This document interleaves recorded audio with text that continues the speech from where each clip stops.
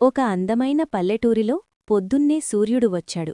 బంగారు రంగులో మెరిసిపోతున్న ఆ సూర్యకిరణాలు ఇళ్లను తాకుతున్నాయి. ఈరోజు హోలీ. అందరూ తన ఇంటి ముందు రంగురంగుల ముగ్గులు వేసి ఈ పండుగ కోసం చాలా ఉత్సాహంగా సిద్ధమవుతున్నారు. ప్రకృతి కూడా పూల పరిమళాలతో కొత్త కళను సంతరించుకుంది. రాము మరియు తన స్నేహితులంతా ఒకచోట చేరి రంగురంగుల గులాల్ మరియు నీటి బుగ్గలతో హోలీకి రెడీ అయిపోయారు.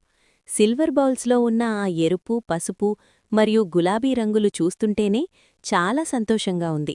పిల్లల తొందర చూస్తుంటే ఈసారి హోలీ చాలా ప్రత్యేకంగా ఉండబోతోంది అని అనిపిస్తోంది. హోలీ మొదలయింది. హోలీ హాయ్ అంటూ అందరూ ఒకరిపై ఒకరు రంగులు చల్లుకుంటున్నారు. గాలి అంతా రంగురంగుల పొడితో నిండిపోయింది. ఒక చిన్న పిల్లాడు తన స్నేహితులు చల్లిన గులాబీ రంగులో తడిచిపోయి ఎంతో హాయిగా నవ్వుతూ పండుగని ఎంజాయ్ చేస్తున్నాడు.